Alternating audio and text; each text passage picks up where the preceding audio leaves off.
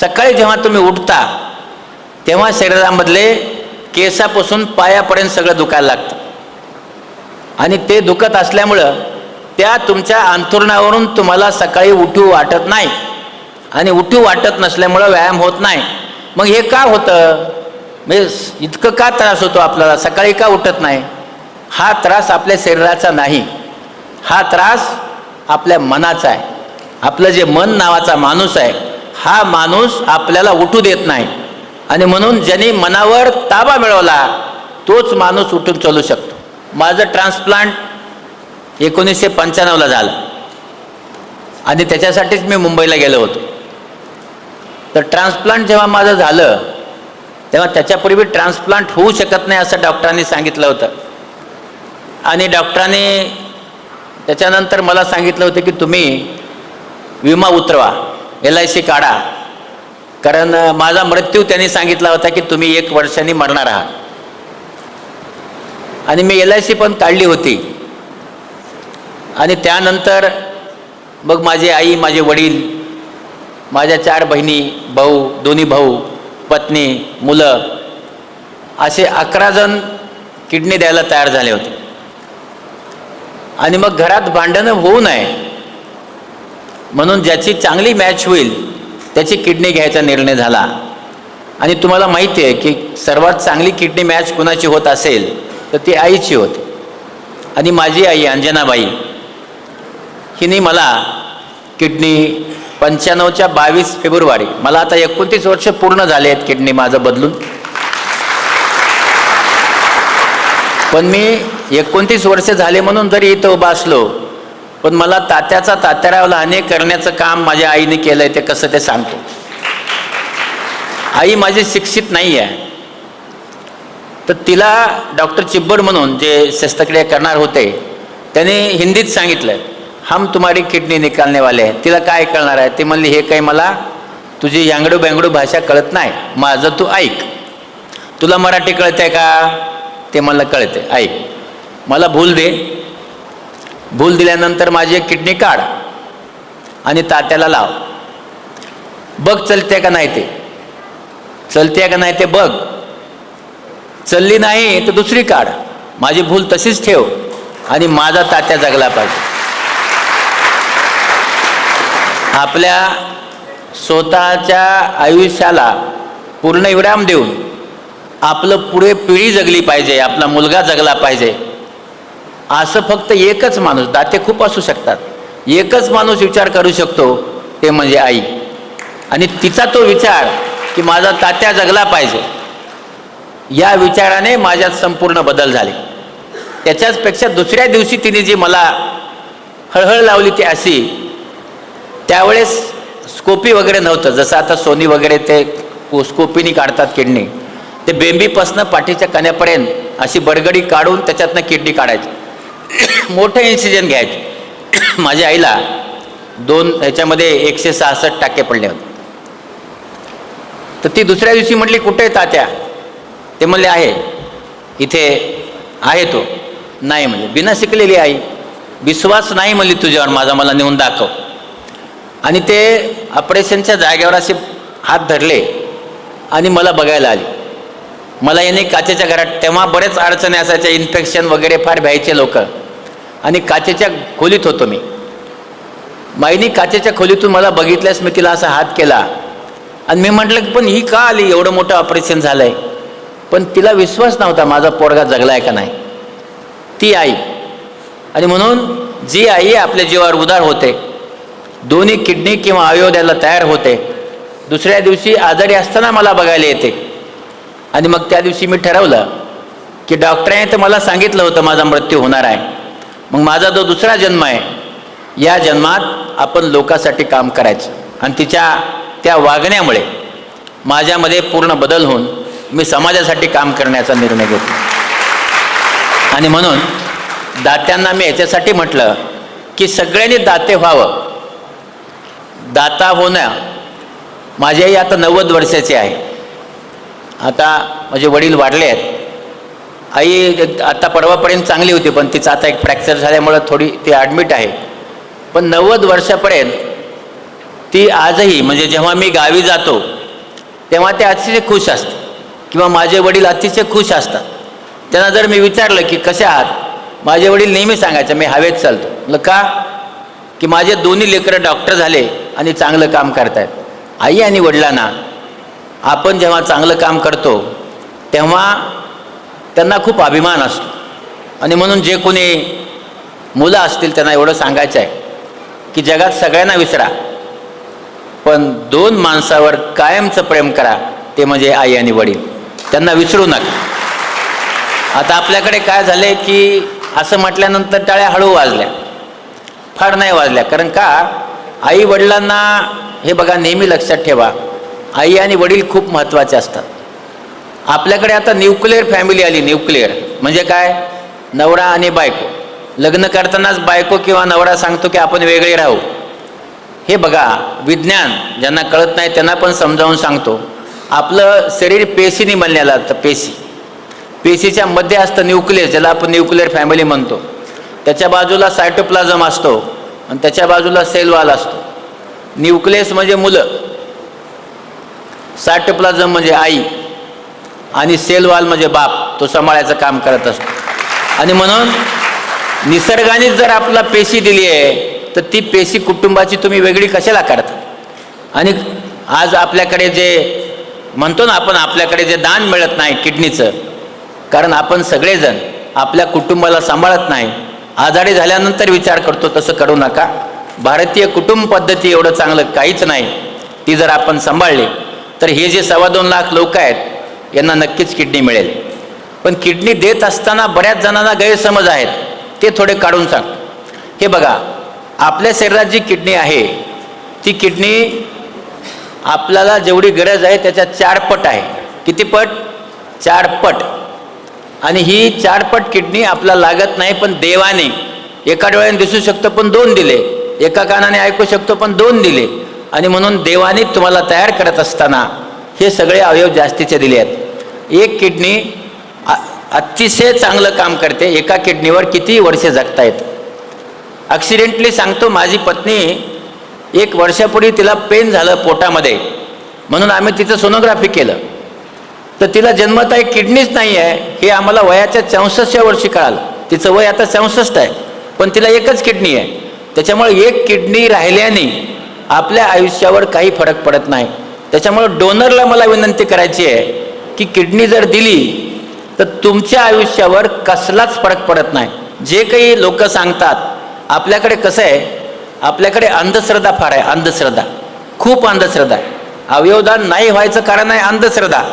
आणि मग किडनी द्यायची नाही. हां, काही तुम्हाला आजार असतील की देऊ नका, पण आजार नसतील तर द्या. तुमचं रक्तगट समजा तुमचा बसत नसेल तर आता स्वाप वेगवेगळ्या पद्धती आल्यात की त्याच्या दुसऱ्याची किडनी त्यांच्या नातेवाईकाला घेऊन तुम्ही एकमेकाला रिप्लेस करू शकता, इंटरचेंज करू शकता, पण आपण ती देणं गरजेचं आहे. आणि म्हणून जे दाते आहेत त्या दात्यांना मला सांगायचं आहे की तुमच्या आयुष्यावर एकंचितही फरक पडणार नाही. आणि म्हणून किडनी दिली म्हणून आयुष्य वाटोळं करून घेऊ नका. किडनी दिली विसरून जा आणि जे काही तुमचं काम करत होतं आतापर्यंत ते करत राहा. त्याच्यामुळं तुमचं आयुष्य चांगलं राहणार. दुसरं आहे की मग ज्यांना किडनी मिळाली त्यांनी जास्त दिवस कसं जगायचं. ज्यांना किडनी मिळाली, आपल्याकडे असं आहे की किडनी दिल्यानंतर यशस्वी होते, पण त्याच्यानंतर 10 वर्षे, 15 वर्षे, 20 वर्षे जे काही त्याचा फॉलोअप आहे. तर किडनी दिल्यानंतर पुस्तकामध्ये असं दिलं आहे की भारतामध्ये 45 वर्षापर्यंत किडनी द्यायला मनुष्य जगला आहे. जगामध्ये 65 वर्षापर्यंत एक मुलगा लहानपणी ज्याचं किडनी बदललं होतं तो जगला आहे. म्हणजे 65 वर्षापर्यंत देखील आपण जगू शकतो.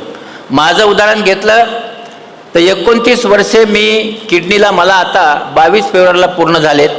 आणि मी आजही रोज कमीत कमी 12 तास काम करतो. जेव्हापासून किडनी मिळाली तेव्हापासून आजपर्यंत. आणि म्हणून किडनी मिळाल्यानंतर घरी बसून राहणे मग फार मोठा आजार आहे. किडनी ह्याच्यासाठी घ्यायची असते की पुढचं आयुष्यही तुम्हाला तितकंच चांगलं जगता यावं. डायलिसिसवर तुम्हाला आयुष्य जगता येत नाही. आणि म्हणून किडनी ज्यांनी घेतली आहे त्यांनी पहिल्यांदा तुमच्या डोक्यातले गडबडी काढून टाका. आता मी लय किडनीचा आजारी आहे, याला काही अर्थ नाही. तुम्ही किडनीचे आजारी नाही आहे. तुम्हाला किडनी मिळाला आहे आणि तुम्ही आता यशस्वी किडनी मिळाल्यानंतर तुमचं यशस्वी जीवन जगायचं आहे. म्हणून मनातली भीती काढा. पण किडनी कशी सांभाळायची ते तुम्हाला सांगणार. आणि हा अनुभव म्हणून सांगतो. डॉक्टर तुम्हाला सांगतील तो त्यांचं विज्ञान आहे, पण मी तुम्हाला सांगेल हे माझा अनुभव आहे. काय अनुभव आहे? पहिली गोष्ट अशी आहे की आपली किडनी सांभाळत असताना पहिलं काही काम करा तर बाहेरचं कच्चं अन्न जे असतं ते अजिबात खायचं नाही. आलं लक्षात? ही खूप महत्त्वाची गोष्ट आहे. दुसरं, पाणी पिणे सांभाळायचं. जे पाणी आहे ते नेहमी सांभाळायचं. चांगलं पाणी प्या. आपल्याकडे बिस्लरी मिळतच आहे, ते पाणी प्या आणि ते आपण सांभाळणं गरजेचं आहे. भूक लागल्यानंतर शिजलेलं अन्न खा. आता तुम्ही ज्या गोळ्या खाता त्या गोळ्यामुळे भूक लागते, खूप भूक लागते.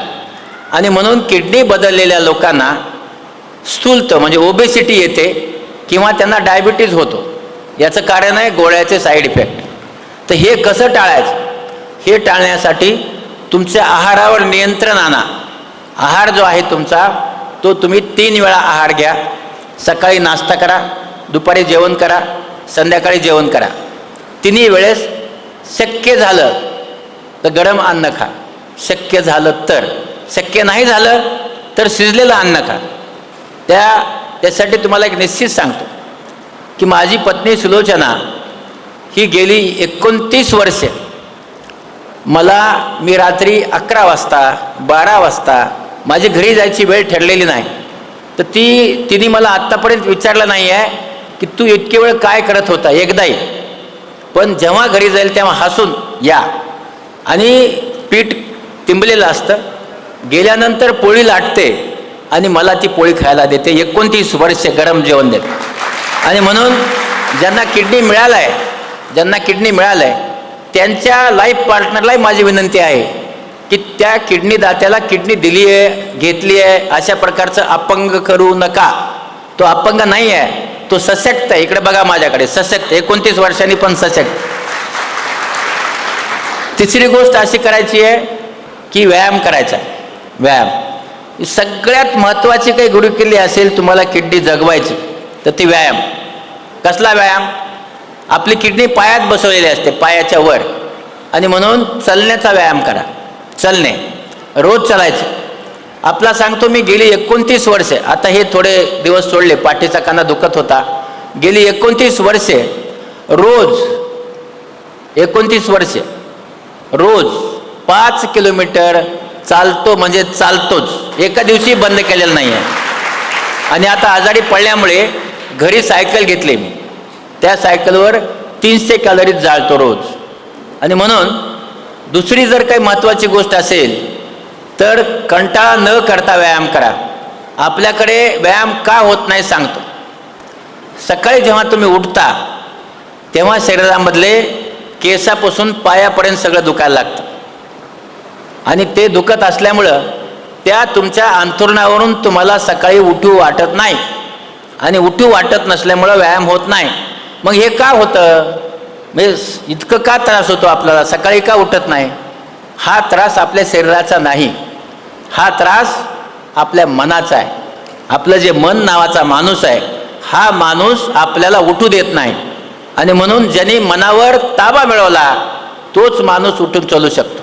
मग कसं चालायचं? एक मित्र करा किंवा बायकोला, नवऱ्याला मित्र करा. आणि ज्यांचं किडनी बदललेलं नाही अशा माणसाला सांगा की आपण चालायला जाऊ. आणि रोज कुठल्याही वेळी चालायला जा. असं नाही की सकाळी गेलं पाहिजे, दुपारी गेलं पाहिजे, पण रोज व्यायाम करा. आणि भूक लागते, भूक. माझं जेव्हा नवीन किडनी बदललं तेव्हा मला जवळपास ह्या लोकांनी 200 मिलीग्राम स्टेरॉइड सुरू केलं होतं. आणि मी 40 मिलीग्राम सुरू असताना गावाकडे गेलो होतो. आईने भाकरी केल्या होत्या. माझी माय एवढी मोठी भाकर करते. अशा मी 7 भाकरी खाल्ल्या. किती? 7. माझी माय म्हणली, अरे 7 भाकरी खाल्लास तू? एवढी भूक लागते, कारण आपण स्टेरॉइड खातो. आणि त्या दिवशी मी ठरवलं की याच्यानंतर एक भाकरीच्या वर जेवण करायचं नाही. मी पोळी खात नाही, पण मी गेली 29 वर्षे सकाळी जे काय असेल ते खातो. दुपारी एक भाकरी, संध्याकाळी एक भाकरी. आपल्याकडे कसं आहे, आजारी पडलं की फळं, मग त्याचं सगळं ते देवाला जसं करतात ना, सगळं हे घे ते घे ते घे, असं काही करू नका. तो काय देव नाही आहे, त्याचं किडनी बदललंय, माणूस आहे, त्याला माणसासारखं वागवा. पूजा करायची गरज नाही, लक्षात. त्यामुळं उगे असे आपले मोठेचे मोठे फळं खात बसू नका. फळं नक्की खा, पण एका दुसरं फळ तुम्हाला जे काही खायचे खा. पुढे चालून तुम्हाला डायबिटीज होऊ शकतो, त्याची तुम्ही काळजी घ्या. आणि आपण असं केलं तर हे आयुष्य. दुसरी महत्त्वाची गोष्ट आहे म्हणजे तुम्ही तुमचं काम करा. तुम्ही तुमचं जे काम आहे ते करा, कामापासून दूर जाऊ नका. आपलं थोडं पोट वाढतं, त्याला सेंट्रल ओबेसिटी म्हणतो. ती जरा जाणं कठीण असतं. थोडी होऊ द्या, जास्त वाढू देऊ नका. आणि जर चाललं तर तीही वाढत नाही. आणि म्हणून आपण जेव्हा किडनी बदलतो तेव्हा किडनी यशस्वी महत्त्वाची नाही आहे. किडनीमध्ये तुम्हाला 40-45 वर्षे कसं आयुष्य मिळेल हे करण्यासाठी स्वतःचं जे आयुष्य आहे हे आयुष्य ठरवा कसं जगायचं. आणि सोपी गोष्ट आहे कसं जगायचं. तुमची सगळी कामं करा, वेळेवर जेवण करा, वेळेवर जेवण करा. जेवणाचा किती जेवायचे ते ठरवा. एकदाच जास्त जेवण करू नका. वेळेवर जेवा, व्यवस्थित पाणी प्या, कारण तुम्ही पाणी पिणंही तेवढंच महत्त्वाचं आहे. व्यवस्थित पाणी प्या. समजा तुम्हाला काही कच्चं खावं वाटलं, कच्चं, घरी जा, घरी ते कच्चं सगळं घेऊन या. ते पाण्यामध्ये स्वच्छ धुवा, त्याची साल काढून टाका. कुठल्याही गोष्टीची साल खाऊ नका, ती साल काढून टाका. आणि काय तुम्हाला काकड्या बिकड्या वगैरे आंबे बिंबे खायचे नक्की खा, पण कव्हरला काय लावलेलं असेल आजच्या केमिकलच्या जमान्यात हे माहीत नसतं. आणि म्हणून त्यांनी आपली किडनी खराब होऊ नये ह्याच्यासाठी प्रयत्न करा. दुसरी गोष्ट अशी आहे की जसं सरांनी सांगितलं की आता मी किडनी का खराब होते याच्यावर येतो. किडनी खराब व्हायचा आजार आहे हायपरटेन्शन, रक्तदाब. हा रक्तदाब आपण कंट्रोल करत नाही. याच्यात दोन असतात, एक वरचा सिस्टॉलिक आणि एक खालचा डायस्टॉलिक. जेव्हा डायस्टॉलिक रक्तदाब 100च्या वर राहतो तेव्हा आपल्या रक्तवाहिन्या हळूहळू बारीक होऊन आपली किडनी खराब होते. आणि म्हणून ज्यांना BP आहे त्यांनी त्यांचं रक्तदाब वाढू देऊ नये. त्यांनी मीठ खाऊ नये, मीठ कमी खावं आणि BP कंट्रोल करावा, किडनी खराब होत नाही. दुसरं आहे डायबिटीज. डायबिटीजमध्ये आपण डायबिटीजची काळजी घेत नाही आणि त्यामुळे किडनी खराब होते. डायबिटीजची कशी काळजी घेत नाही, फार हुशार लोक आहेत आपण सगळेजण. डायबिटीजमध्ये साखरेचा चहा प्यायचा नाही असं ठरवतो आणि आपण गुळाचा चहा पितो, गुळाचा, आणि काळ्या गुळाचा चहा पितो. हे का पितो? कारण असं म्हटलंय की काळ्या गुळाचा चहा पिला तर डायबिटीजमध्ये चालतो. मग कुणी म्हटलं हे? आपल्याकडे या जगात आता विद्यापीठं जे आहेत त्यांची व्हॅल्यू 0 आहे. या जगात एकच विद्यापीठ आहे, व्हॉट्सअप विद्यापीठ. व्हॉट्सअप हे खतरनाक विद्यापीठ आहे. ह्याची आपण काही शहानिशा करत नाहीत. आपल्याला सांगतो या गोष्टीची, काळा गुळ ह्याची आम्ही जरा शहानिशा केली. असं कळालं की एक गुराखी जो 4थी नापास आहे, 4थी नापास, त्याची आई, त्याच्या वडिलांना डायबिटीज होता, त्यांना काळ्या गुळाचा चहा करून द्यायची. तर ते त्याच्या मनावर बिंबलं की काळ्या गुळाचा चहा डायबिटीजमध्ये चांगला असतो. आणि त्याने व्हॉट्सअपवर लिहिलं की काळ्या गुळाचा चहा हा डायबिटीजमध्ये द्यावा, तो चांगला असतो, त्याचं आयुष्य चांगलं होतं. आणि माझ्या वडिलांची तब्येत काळ्या गुळाच्या चहाने सुधारली आहे. मग आपण सगळेजण आता त्या व्हॉट्सअप विद्यापीठाचं ऐकतो. 4थी नापास विद्यापीठ आहे, त्याचं आपण ऐकून सगळेजण काळ्या गुळाचा चहा डायबिटीजमध्ये देतो. बाबांनो, गुळ हा साखरेपेक्षा अस्वच्छ असतो आणि डायबिटीजमध्ये गुळामुळे साखरेपेक्षा जास्त नुकसान होतं. आणि म्हणून गुळाचा चहा हे घेऊ नये. दुसरं आहे आपल्याकडे डायबिटीजमध्ये बिस्किटं घ्यायचे. बिस्किटं आपल्याकडे, मला काय नाव नाही सांगायचे, पण एक माडी नावाचं बिस्किट आहे. नाव काय? बिस्किटाचं नाव काय? मग का घ्यायचं? त्याच्यामध्ये 50 कॅलरी एनर्जी असते. 50. आपण जे पोळी खातो त्या पोळीमध्ये पण 50 कॅलरी एनर्जी असते. म्हणजे आपण 5 बिस्किटं खाल्ले तर 5 पोळ्या खाल्ल्या एवढी एनर्जी आपल्याला मिळते, तरी आपण खातो. म्हणून सगळ्या प्रकारचं जे मैद्याचं धान्य, मैद्याचं म्हणजे बेकरीचे पदार्थ हे डायबिटीजमध्ये वर्ज्य करावे, खाऊ नये.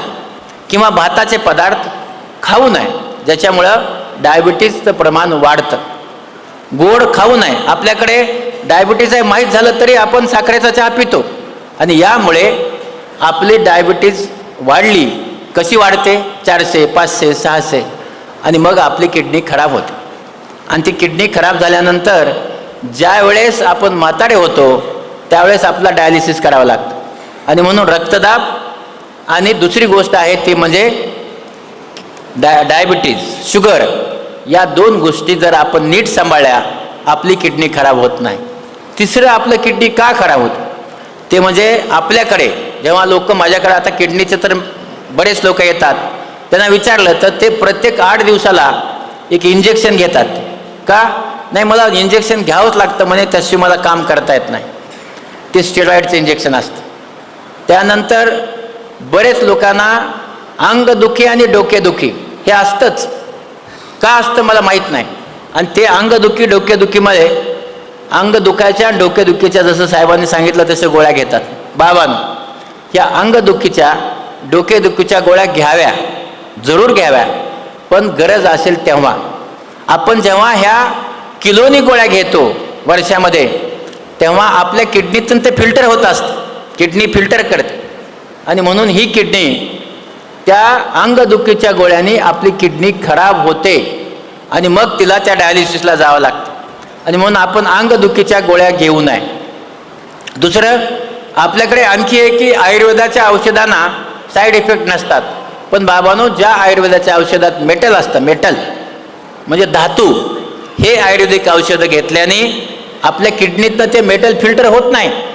आणि फिल्टर नाही झाल्यामुळं आपल्या किडनीमधले जे छोटे छोटे ग्लोमेरुलर असतात मधले, ते बंद पडतात, बंद. आणि बंद पडल्यामुळे आपली किडनी खराब होते. आणि त्यामुळे तुम्हाला जर माहिती असेल तरच घ्या, माहिती नसेल तर घेऊ नका. आणि म्हणून ज्या गोष्टी आपल्याला माहीत नाहीत त्याचा अभ्यास करा, आणि तसं केल्याने आपली किडनी जपणं शक्य आहे. मला असं वाटतं की किडनी जपण्यासाठी फार लहान लहान गोष्टी आहेत, आणि ह्या सगळ्याच्या पुढे काही असेल तर ती आहे इच्छाशक्ती, विल पॉवर.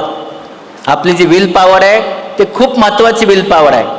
पण ती विल पॉवर आपली कुठंतरी पळून जाते. का? माहीत नाही मला. आजारी पडलं की त्याची इच्छाशक्ती संपते. लगेच सांगाल, नाही हो, माझी किडनी गेली आहे. तुमची किडनी गेली आहे म्हणजे काय झालं? किडनी दिली आहे ना तुम्हाला, मग कशाला गेली आहे म्हणता? तुमची किडनी चांगली आहे. सेल्फ कॉन्फिडन्स, इच्छाशक्ती वाढवा. आणि हे बघा, तुम्हाला जर आयुष्य खूप दिवस जगायचं असेल तर पहिलं इच्छाशक्ती वाढवा. आपल्या आहारावर लक्ष केंद्रित करा, व्यायाम करा, व्यायाम. आणि गरजेच्याच जे काही तुम्हाला औषध दिले, आज 29 वर्ष झालं मी अझोथायप्रिम, सायक्लोस्पुरिन आणि प्रेडनिसोलोनच्या गोळ्या घेतो. 29 वर्षात माझा एकही डोस चुकलेला नाही, एकही डोस चुकलेला नाही. आणि त्याच्यामुळे आपला डोस चुकू देऊ नका. कोविडच्या काळामध्ये श्री गणेशने डोस चुकू नये म्हणून तुमच्यापर्यंत औषधं पुरवायचे प्रयत्न केले. तर मला असं वाटतं की तुम्ही सगळ्यांनी ह्याची गोष्ट लक्षात ठेवली पाहिजे की डॉक्टर तुमच्यासाठी प्रयत्न करतात, पण तुम्ही ते प्रयत्न करत नाही. आणि म्हणून आपण सगळ्यांनी जर पुढचं आयुष्य जगायचं असेल तर औषधाचा डोस चुकू देऊ नका. हे आपण केलं तर काही अडचण येणार नाही. आणि सगळ्यांनी, तुम्हाला त्याच्यासाठीच सांगितलं की किडनी दिल्याने जो दाता आहे त्याचं आयुष्य कमी होत नाही. याच्यामध्ये किती आयाने किडनी दिले हात वर करा. आया आया आया आया ज्या आया आहेत, ओके, थँक्यू, अभिनंदन. किती वडिलांनी किडनी दिल्या आहेत? वडिलांनी हात वर करा. वडील, हां हां, एकच हात वर करायचं. तर वडिलांची संख्या कमी आहे. मी तुम्हाला तेव्हाच सांगितलं की वडिलांची संख्या कमी असते. वडील चांगला माणूस असतो पण संख्या कमी. त्याच्यानंतर किती बहिणीने किडनी दिली हात वर करा. बहिणी, बहिणी, ओके, बसा. किती भावाने किडनी दिली आहे? Okay, very good. बसा बसा. किती मुलांनी किडनी दिली आहे? मुलं नाही. किती मुलींनी किडनी दिली आहे? मुलगी नाही. किती सुनांनी किडनी दिली? सुनबाई एक. हा क्या? तर सासू, किती सासूने आणि सासऱ्याने दिलेली कुणी आहे का? सासू सासरे. हा पत्नी. हा किती पत्नीने किडनी दिली? बसा खाली. हा गुड. तर तुम्ही आता पाहिलं असेल की या जगात उदार कोण आहे? उदार दोन माणसं, एक आई आणि दुसरी पत्नी. दोनच माणसं उदार आहेत. बाकीचे माणसं आहेत पण उदार नाहीत. आणि म्हणून आई मुलासाठी, वडिलासाठी, नवऱ्यासाठी किंवा मुलीसाठी त्याग करते. पत्नी नवऱ्यासाठी त्याग करते. आणि म्हणून ह्या त्यागींचं मी मनापासनं अभिनंदन करतो की तुम्ही खूप चांगलं काम केलेलं आहे. आणि म्हणून ज्या पत्नीने, वहिन्यांनी किडनी दिली त्यांना मी सॅल्यूट करतो की तुम्ही खूप चांगलं काम केलं आहे.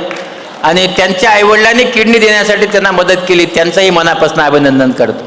कारण आज आपलं हे किडनी देणं ह्याच्यासाठी गरजेचं आहे. तुम्ही बघता माझ्याकडे ॲक्टिव्ह लाईफ आहे. तुम्हाला एकच मला मंत्र द्यायचा आहे की बाबांनो ॲक्टिव्ह लाईफ जगा. ॲक्टिव्ह, पॅसिव्ह होऊ नका आणि वजन वाढवून घेऊ नका. एकदा तुम्ही पॅसिव्ह झाले की तुम्ही तुमचं पुढचं आयुष्य नीट जगू शकत नाहीत. त्याच्यामुळे चर्चा करताना नाही माझं किडनी बदललंय हे सांगायचं बंद करा. आलं लक्षात की माझं झालं, कुणी भेटला नाही, हो माझं झालं ते मी जातो का किडनी बदललंय, असलं सगळं ढोंग करायचं बंद करा. किडनी बदलल्याने आपलं आयुष्य चांगलं होतं, खराब होत नाही.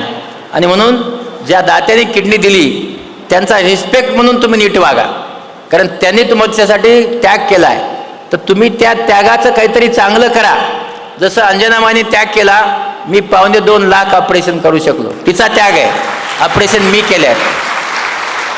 आणि म्हणून आपल्यासाठी ज्यांनी त्याग केला त्याच्यासाठी जगा. मी नेहमी सांगत असतो, मी 29 वर्ष का जगलो? विज्ञान असं सांगतं 15-20 वर्ष आयुष्य मिळतं, पण मी 29 वर्ष जिवंत आहे का? तुम्हाला मी सांगितलं त्याग. मी 50 लाख पेशंट तपासले आहेत आणि उपचार केला. किती? 50 लाख.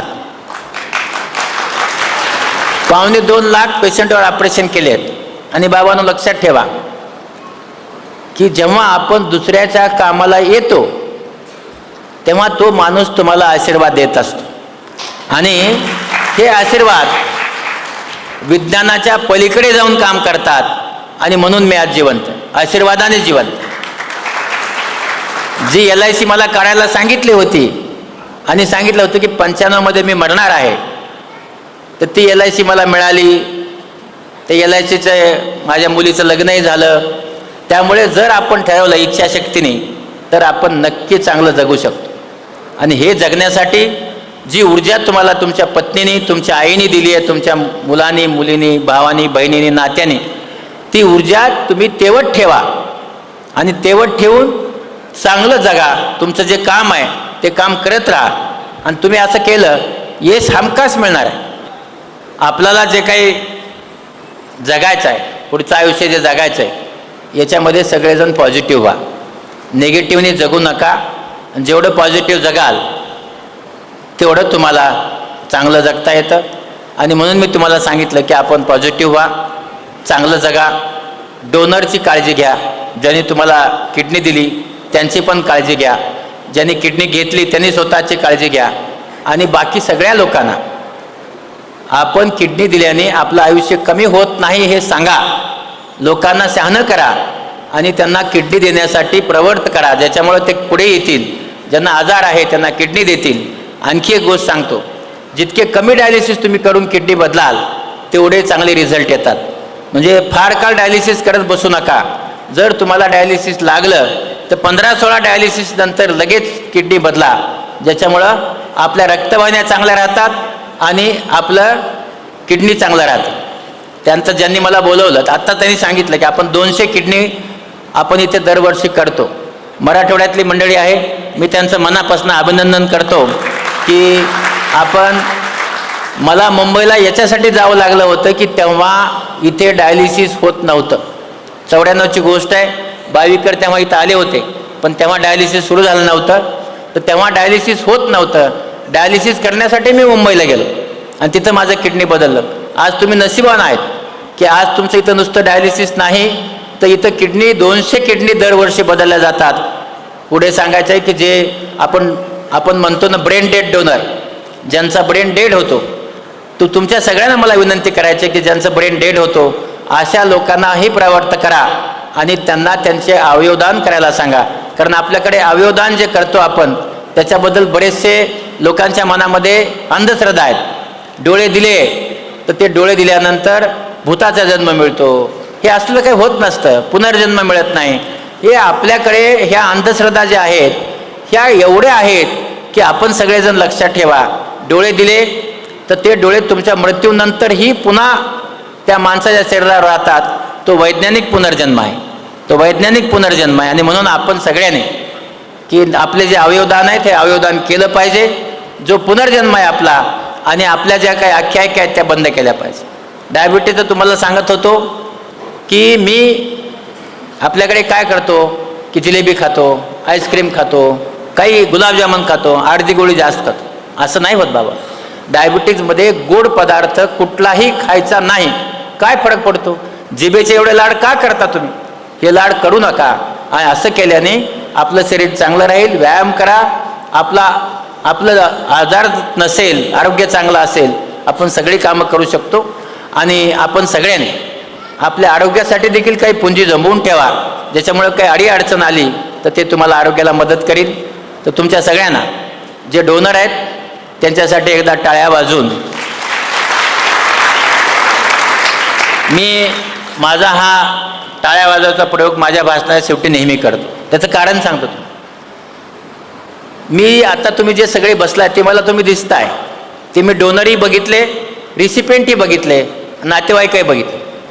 आपण टाळ्या 3 प्रकारे वाजवतो. हे बघा, बोट हे असे, याच्यातल्या जवळपास 80% डोनरने अशा टाळ्या वाजवल्या. काही लोकांनी वाजवल्याच नाहीत, काही लोकांनी अशा वाजवल्या. फक्त 3 डोनर आहेत त्यांनी अशा टाळ्या वाजवल्या. किती? 3. आता तुम्हाला सांगतो ह्याचं काय. कोण वाजवायला सांगतं टाळ्या? मेंदू सांगतो? अजिबात नाही. हृदय सांगतं? नाही. हात सांगतो? नाही. आपल्या शरीरामध्ये हृदय, मेंदू, आपले विचार ह्याला जोडणारी एक दुसरी संस्था असते, तिचं नाव आहे मन, थिंकिंग. आणि हे जे मन आहे, तर जेव्हा मी तुम्हाला टाळ्या वाजवायला सांगितल्या तेव्हा ते मन जागृत झालेलं नसतं. तुमचं नैसर्गिक मन आहे तेच मन टाळ्या वाजवतं. म्हणजे तुमची मनाची ठेवण. हे जे अशा टाळ्या वाजवल्या किंवा वाजवल्या नाहीत ना, तर त्यांना जन्मात प्रगती करायची नाही, खालीच राहायची. तिथंच आहे, तिथं बरा मजूर तर मजूर. ज्यांनी अशा टाळ्या वाजवल्या,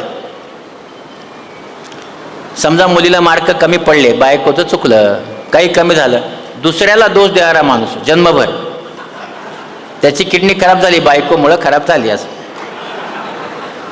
आणि जो अशा टाळ्या वाजवतो, याच्यात फक्त रिसिपेंट 3च आहेत अशा, तो त्याची इच्छाशक्ती चांगली असते, त्याला प्रगती करायची असते आणि तो यशस्वीपणे जगतो, कारण त्याला प्रगती करायची असते. आणि म्हणून डोनरसाठी डोनर हात वर करून, सगळ्यांनी हात वर करा, सगळ्यांनी हात वर, जोरात टाळ्या वाजवायच्या, जोरात जोरात जोरात जोरात जोरात जोरात टाळ्या वाजवायच्या.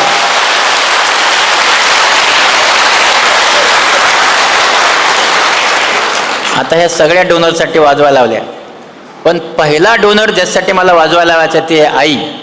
आई या डोनरसाठी अशाच पुन्हा एकदा फार जोरात आवाज होईल अशा टाळ्या वाजवा, जोरात. थँक्यू. यानंतर 2 नंबरला डोनर आहे पत्नी. पत्नी ह्या डोनरसाठी अशाच जोरात टाळ्या वाजवा, जोरात जोरात. आणि आता रिसिपियंट, ज्यांना किडनी दिली, ह्यांना 65 वर्षाचं आयुष्य मिळू दे म्हणून जोरात टाळ्या वाजवा. 65 इयर्स, जोरात जोरात जोरात जोरात जोरात टाळ्या वाजवा.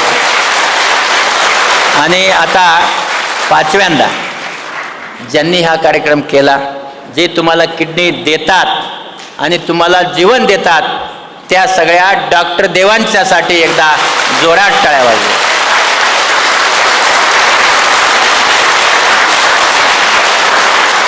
मी तुम्हाला 6 वेळा टाळ्या वाजवायला लावल्या. डॉक्टर हा निस्वार्थी मनुष्य असतो. का सांगतो? कोविडच्या काळात तुम्ही ऐकलंय ऑक्सिजन नसायचा. आपल्या या वातावरणात फक्त 20% ऑक्सिजन आहे. किती? 20.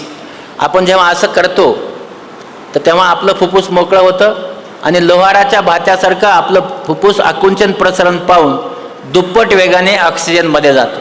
योगात असं म्हणतात की तुम्ही सकाळपासून व्यायाम नाही केला त्यामुळे कार्बन डायऑक्साईड आपल्या शरीरात असतो. असा हात हलवल्याने 40% ऑक्सिजन जाऊन कार्बन डायऑक्साईडला हाकलून देतो आणि त्या प्रत्येक पेशीला तो ऑक्सिजन मिळतो. आणि जर तो ऑक्सिजन मिळाला असं म्हणतात योगशास्त्रामध्ये, जर अशी 1 मिनिट टाळी वाजवली तर 1 दिवसाने आयुष्य वाढतं. किती? 1 दिवसाने आपलं आयुष्य वाढतं. आयुष्य. आता मी तुम्हाला 6 वेळा टाळ्या वाजवायला लावल्या म्हणजे काय? तुमचं 6 दिवसांनी मी आयुष्य वाढवलं आहे.